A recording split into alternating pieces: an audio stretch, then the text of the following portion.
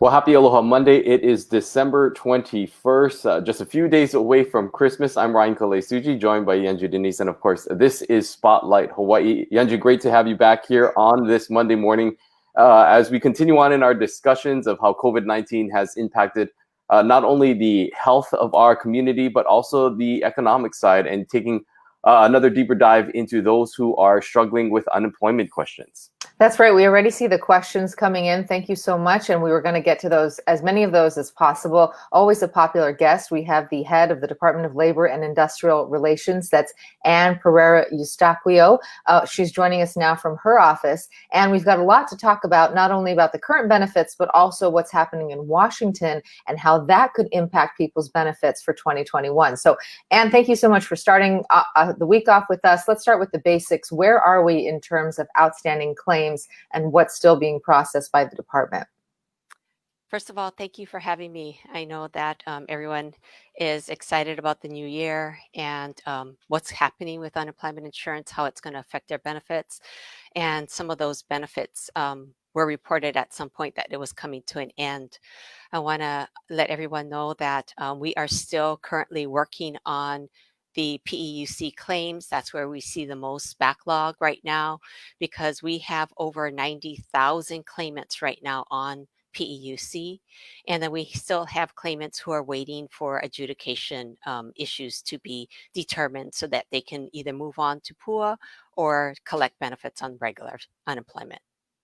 And so what is continuing to be some of the issues that you're seeing with the backlog that's causing this delay in these unclaimed or these claims that are still being processed? What are some of the things that you're seeing that are holding this up? So on PEUC, what we're seeing is many claimants have unreported earnings, or what we call overpayments for the second and third quarter of 2020. Employers are starting to report their quarterly wage reports to us, and that's why we're only seeing it now, that they have reported earnings for claimants who filed for benefits. And during those weeks, those claimants did not file any earnings when they filed their weekly claim reports. And so now we are finding those overpayments and those earning issues pop up, and those need to be addressed prior to us moving individuals onto PEUC, because if we do not address those, they have not yet expired or exhausted their regular claim, and they should not be moving over to PEUC until those overpayments are addressed. I want to dive into some of these questions. A lot of people are asking about what's happening in Washington and how that's going to impact benefits. Are they going to have to reapply? Kenneth Takiue says, will we have to reapply for PUA unemployment after extension by the Fed? So we're seeing all this happening in Washington. We know that they're still, drying the ink and actually writing the bill as we speak. But what can we glean from what we know so far? So I can tell you there has been no written bill yet that we've seen. They're still in session, voting on whatever package they're going to pass. We did see prior written draft testimony of different actions they'd like to take. We have heard, and this is just very preliminary because we haven't seen the bill, but we have heard that they are going to be extending PEUC as well as PUA up until April sometime of next year. We are also hearing that there may be a FPUC package, one like we had that ended in July of 26 of this year. We'll have a FPUC package of probably $300 a week for maybe an 11-week period. We're still waiting to see what that looks like. We also, once the bill is voted on, and then if it is signed by the president, then we will have to still wait for guidance from U.S. Department of Labor on the rules and regulations of these new programs and how to go about administering these programs. And so we know that in the past, when this was rolled out, there was, obviously, as you mentioned, there was guidance that had to be provided from the department, the Labor Department, and then just internally being able to get things in order. What is that process going to look like, you think, in terms of once the bill is signed, how long it would take for Hawaii residents to actually start seeing some of those benefits kicked over to them? Right. It really just depends how complicated these new packages are. If they are purely an extension, it'll probably be a month or two. If it's more than just an extension, it could be longer. We have to realize we are working with an antiquated mainframe system. Those programs have to be programmed onto the mainframe system. If there's a gap between the FPUC that ended in July and one that starts up, say, the new year, then that will be a pretty tough program to program into the mainframe, because now there'll be a gap between when the last payment went out and when the new payment goes out, and how many total weeks of FPUC it'll be. And we're hearing that it'll be 300 and not 600 this time. So it may seem like a very simple process just to change a date and change an amount, but it's really not that simple. And we'll just have to wait and see from the guidance we receive from U.S. Department of Labor. And just for those folks who don't know all the lingo, FPUC is the plus up that people had received before, that extra $600 per period. Now we're looking at perhaps $300. Right. Sorry, that's correct. That's the extra $600. Sorry, go ahead, Ryan. I want to bring in some other questions. Alvin asking, I will only use 4 weeks of the 13 weeks by December 26th. Will the extension allow me to use the rest of my PEUC weeks? We are hoping that's the case, depending on how the bill is written. But we're hoping that individuals who are on PEUC right now and have not exhausted will continue to receive the additional weeks, not just the 13, but the additional weeks that they add on. And then from there, as long as we're triggered on EB, move to EB at that point. Deborah says, no one has addressed my back pay. I have gotten through 4 times and still no one has called me since February. How many people are in that kind of a situation where they're, having to deal with something that's lasted this long? Because that is an awfully long time to be waiting. Right. That's a long time, since February. That's probably before our pandemic even. Our pandemic started March 1st, 2020. That must be an issue that was outstanding prior to the pandemic. That is not really good to see. Not too many claimants have problems that way back. We are starting to tackle more of the more current problems, some that we're now looking at July and August for those issues that are outstanding. So that, yes, February is a long time, and that's not really good to see. So I'd like to tackle that one if possible. We want to also ask the question of just the personnel that you have working with you. We know that the CARES Act funding did allow for you to bring on adjudicators, for you to set up these different centers, if you will, in various locations in the convention center, in the state library, to assist with just the workflow and the overall capacity of what you folks are capable of doing. With, of course, we know we're still waiting on Congress, but with what was supposed to expire at the end of this year, how are you folks planning to move forward heading into 2021?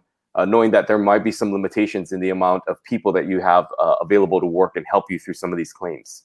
Right. So that we had a contractor who has both a call center and an adjudication center until the end of the year. We only had CARES Act funding to cover that until the end of the year, as well as the federal government had waived a requirement for us to only hire merit staffed individuals, meaning those who are actually employees of the government. And so that merit staff exemption ends at the end of the year, and we will no longer have CARES funding. But we do have some funding that was put on the side specifically to tackle a problem once the end of the year comes around. So we are opening up a call center here in Hawaii. It's going to be at the Hawaii Convention Center. We plan to have about 105 individuals working in that center, as well as other individuals who are here at the office who will be also assisting at that center.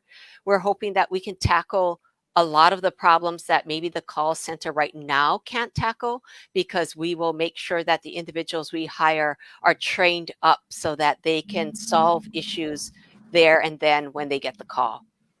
The last time we were here, we were talking about potentially doing some kind of WebEx appointment so that people could talk to an adjudicator, at least, see a face-to-face, if not in person.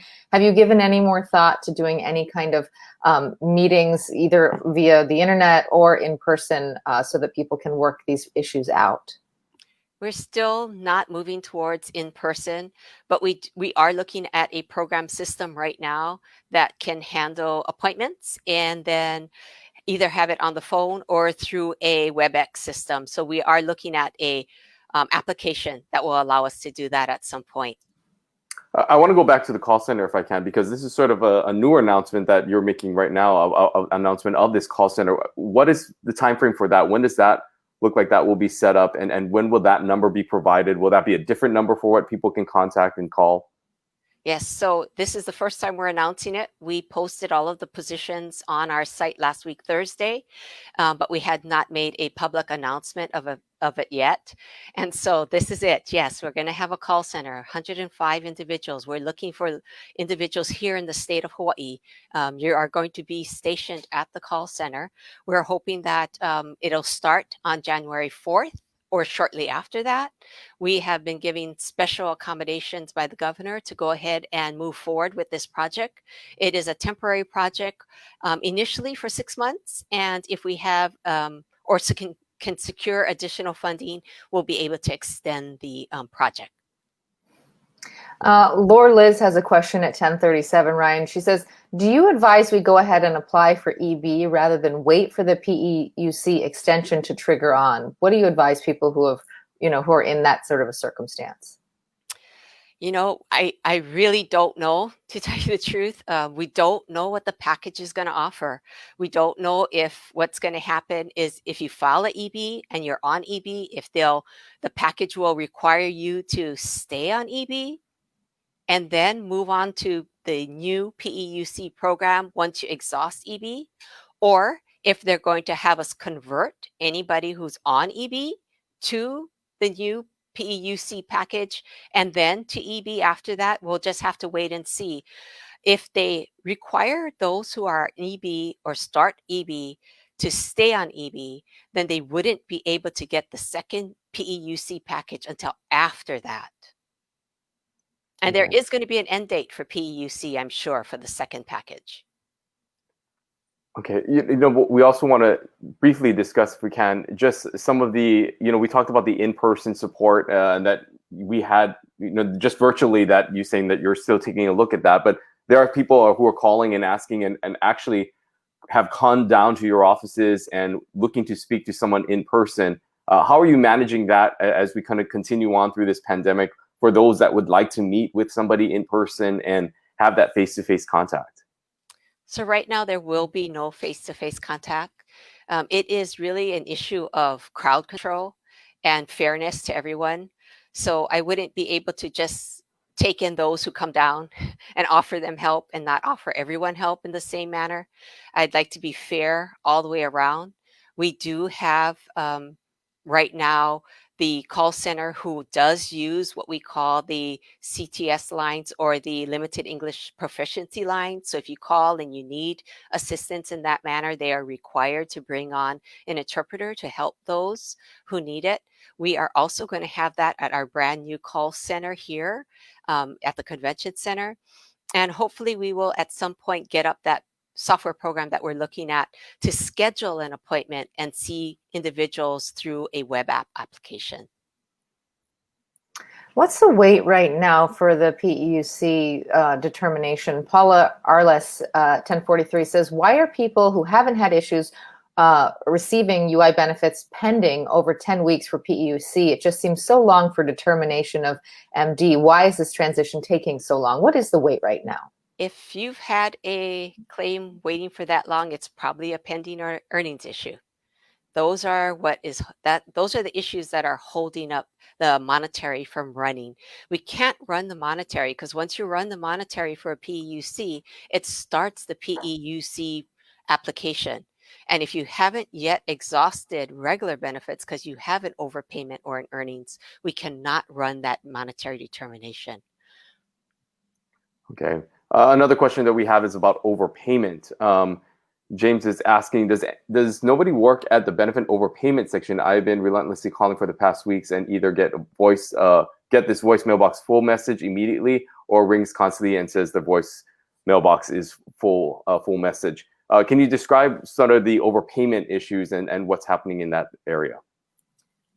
So when James says he's calling the overpayment area, that must be an area where we call special activities, and they handle fraud and fraud overpayments normally. So the overpayments, because of the PEUC process and regular claim process, is being handled by our regular adjudicators, not the fraud section. And so that is not the line to be calling, the overpayment fraud line. The regular unemployment insurance adjudicators, who are also handling many other issues, separation issues, misconduct, voluntarily left issues, are also handling the overpayment issues. And Mark Flores has a question that I actually wanted to know too, which is how many adjudicators do you have right now? How big is this team? How many claims are they being able to process in, a day or a week or whatever metric you're using? So I can't give you the exact number because it changes daily. We have people coming and going. It's not an easy job. We've just had 4 leave last month. We have another 4 leaving this month. We have a recruitment going out shortly for additional adjudicators. So anyone have any of that kind of experience out there, please go ahead and apply. It's a tough job. You have to make a determination on benefits through fact finding through an employer and a claimant.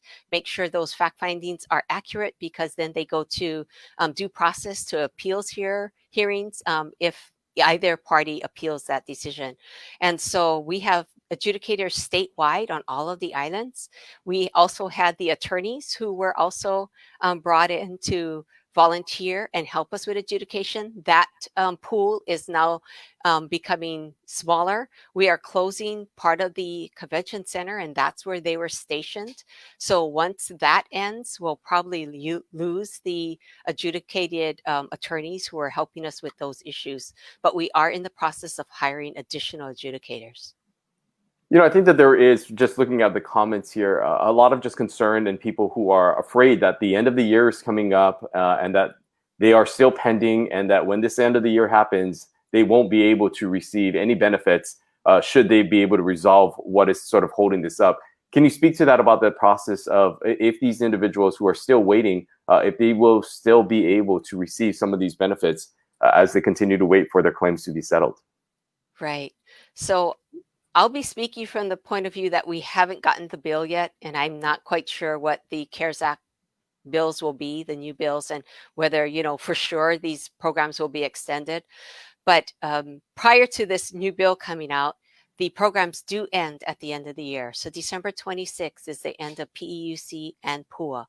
But that does not mean that we will no longer pay out weeks prior to those dates. So say you still have a claim pending, and we haven't paid you your PEUC yet because it's waiting either an overpayment issue or an earnings issue, and December 26th comes around. You won't receive any benefits after December 26th. So benefits for January, February, March, but we still can pay you for those weeks you've already applied for PEUC in the new year.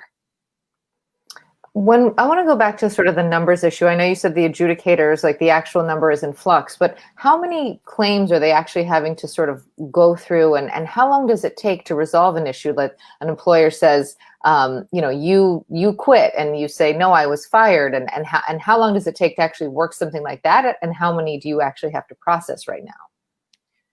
So I could tell you there's thousands to process. It changes every day, because every single week that a claimant files a weekly claim certification, they could throw up another issue, an adjudicatable issue. So I file this week, I didn't accept work, an issue gets popped. I file next week, I didn't accept work, another issue gets popped. We could clean up those 2 issues, but the next week, somebody else files up for that week and an issue gets popped. So every single week it changes. But what happens is an adjudicator has to reach out to both the claimant and the employer. They have to provide them with 48 hours to respond. Once they respond and there's different information from each party, they have to reach out to them again to clear up the differences in information they receive from each party, and provide them another 48 hours each to address those differences. And then they must make an adjudicatable issue, provide them with due process. They have to write up the issue, the fact finding, and send out the determination. Once that determination is received, both the claimant and the employer can appeal. Then it can go to the appeals hearings office to be heard. I mean, this just sounds like an enormous process. So how many people do you actually have working on that? So I don't have that exact number. Like I said, it's statewide. We do have people coming and going. We hired a bunch of adjudicators when this all happened. It is not an easy job. They are having a hard time. There's lots of federal regulations and statutes that have to be followed in order to make a determination. So many of them have left. And that's why we're in the process of hiring again. When we look at going into next year, there are some economists that we actually spoke to that say that 2021 may actually be worse for the economy overall because of, we'll see, the trickling down of, or maybe the cease of federal assistance, which again, we're in this flux right now as we kind of wait to see what happens. Right. But what is the state sort of doing, I guess, looking forward, knowing that there are many people who will continue to be unemployed heading into next year? Those Right. unemployment benefits may not be available to them. How then is the Department of Labor sort of looking for alternative options to help support those individuals who are still out of a job and needing help? Right. So we do know that once those benefits are done, individuals are going to have to start really seriously looking at getting back to work, even if their employers that they're still attached to have not yet called them back to work.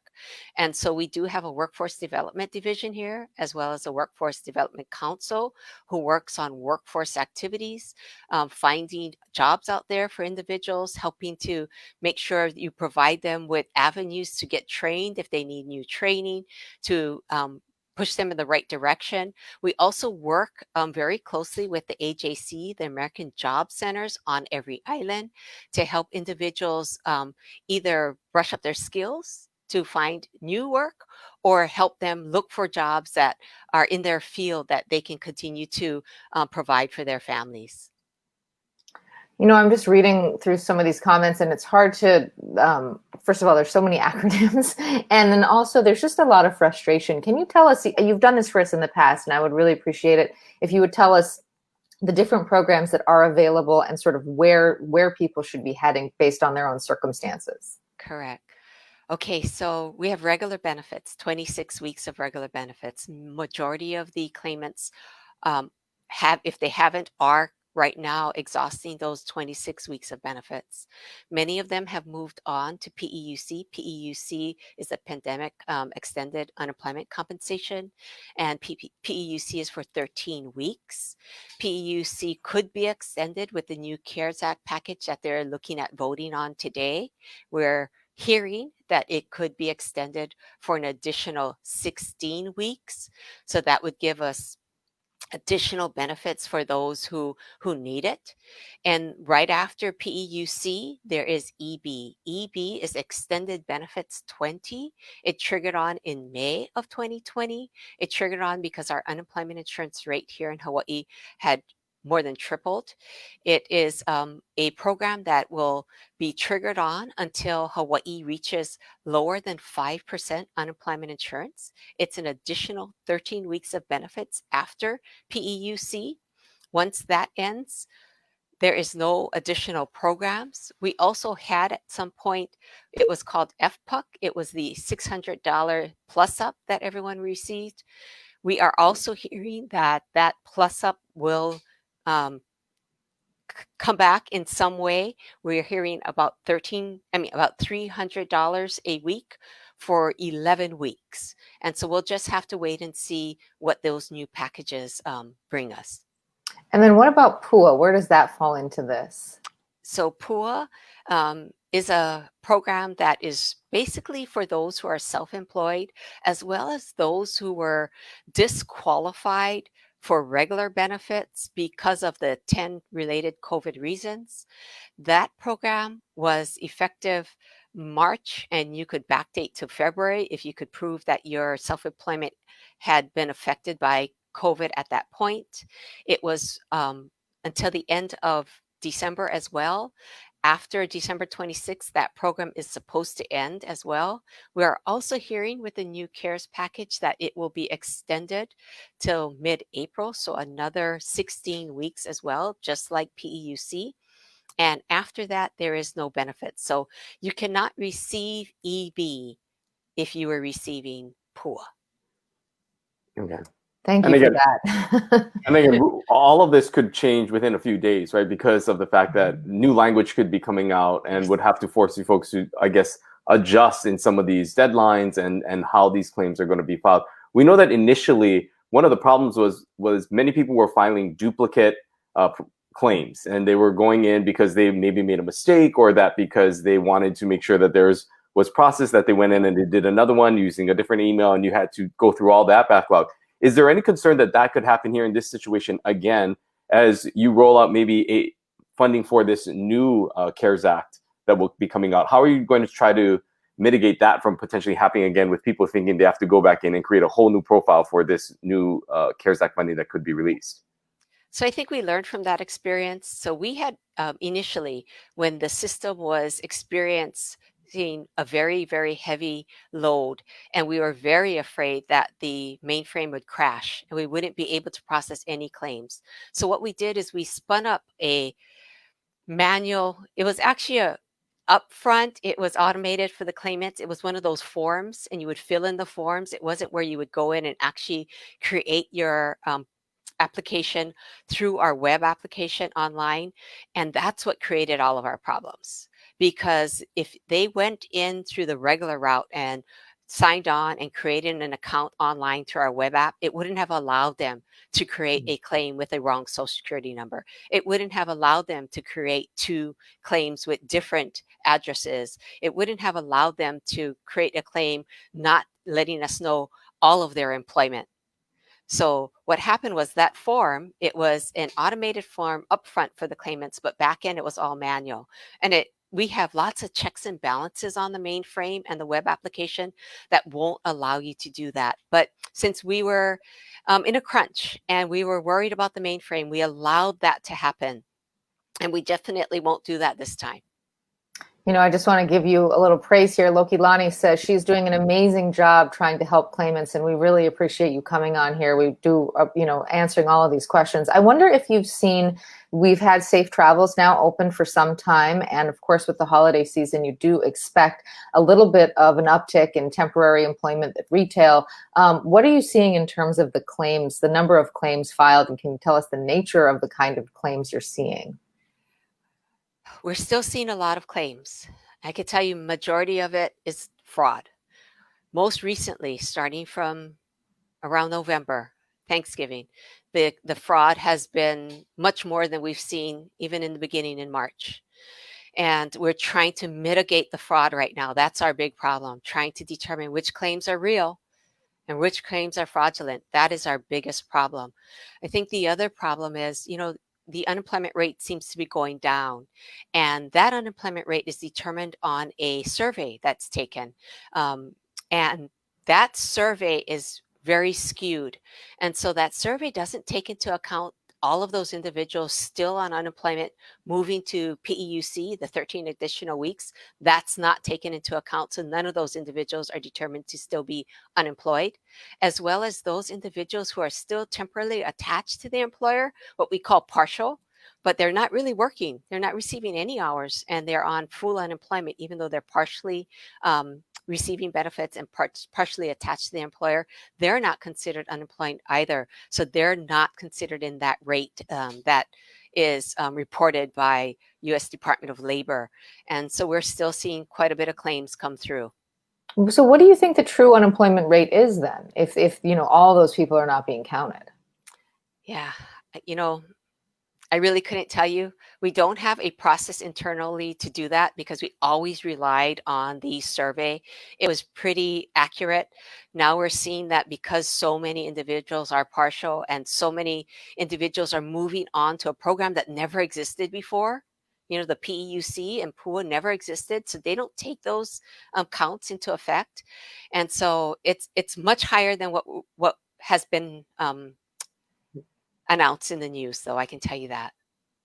As we sort of wrap up here, we do want to just allow you an opportunity to just have a final statement here. Obviously, a lot of people are still waiting. There's still a lot of frustration in the community. It's holiday season. You guys have been dealing with this for 9 months here as you sort of head up into this next year. What is sort of your message as we kind of close out here of the year and for those who are continuing to wait and voice their frustration here?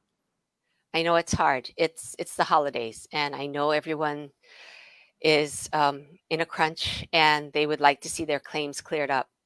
We're trying our best we possibly can. I could tell you my staff is at the point where they've done everything they possibly can. They're working to their limits. We ask for help.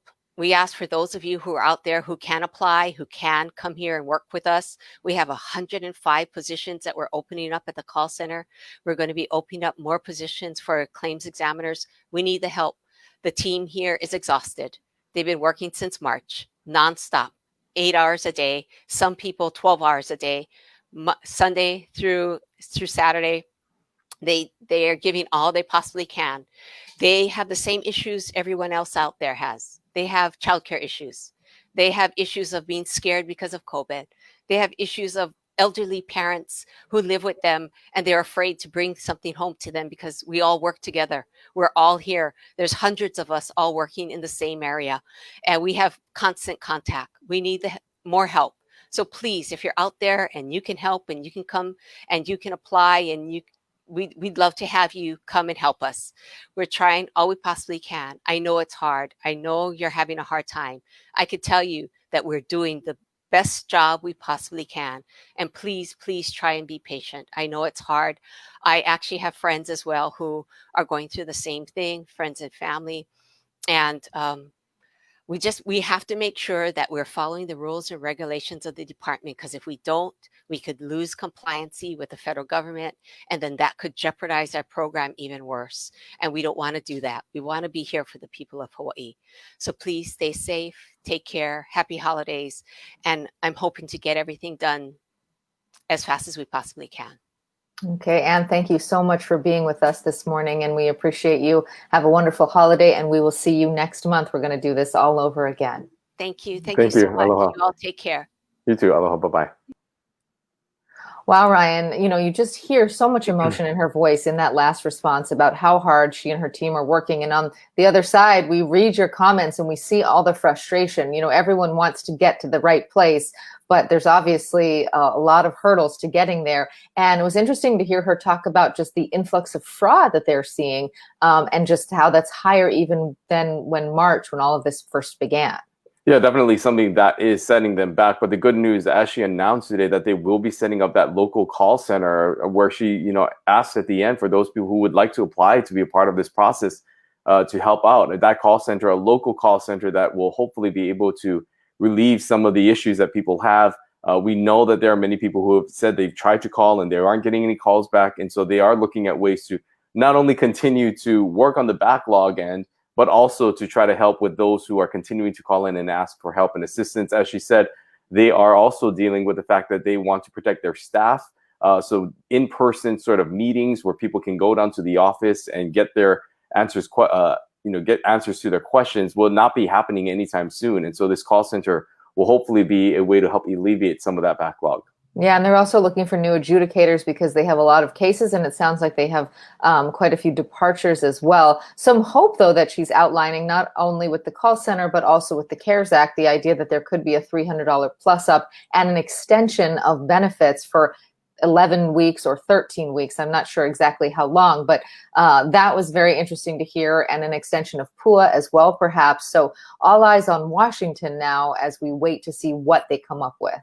Yeah, and again, it's sort of in this limbo period as we sort of await to see what exactly that bill looks like and then how it's actually implemented. Again, we know that the Congress can sort of put this together, and then it is up to the Department of Labor to actually then put all of this into logistical sense in how this gets out, how this gets facilitated, putting those rules together. So there's a lot that will have to be done in a small amount of time in order to get the relief out to those, like many people out there who are continuing to seek help during this very difficult time. We will continue on in our conversation again with Anne next month, so we look forward to having her back here and hopefully getting an update on where we're at with that funding. On Wednesday, we will continue on in this conversation. We're going to change things up just a little bit. We're going to be doing more of a panel discussion to help provide a global perspective. We know that this is an issue that has not only impacted us here locally, but really throughout the world. And we'd like to hear from those who are covering those stories on the ground and bringing it to many of you in your living rooms as well. We're going to be speaking to some correspondents from ABC News, including those foreign correspondents in London. We know that there's a lot going on with the UK and a potential this new strain of the coronavirus. And so we will be getting updates from different reporters really throughout the world and getting their take on what's happening. Yeah, and hopefully what's happening there can help to inform what we do here. And then we have no show on Christmas. We're taking Friday off, but we will be back here on Monday next week, a week from today, with Governor Ige, and then Wednesday with the head of Oceanic, talking about rapid saliva testing and what that could mean in the fight against COVID-19. So a full slate of shows, and then January, we've got even more guests lined up. That's right, and we will continue to try to get those guests that you want to hear from, so please let us know who you'd like to hear from. Of course, the Director of Labor here is always a popular guest, and we always get requests for her, so we'll continue to try to get her on as often as we can, and we thank her for her time once again for answering your questions. Until Wednesday, we ask you all to continue to stay safe, and we'll see you right back here at 10:30. Aloha. Aloha.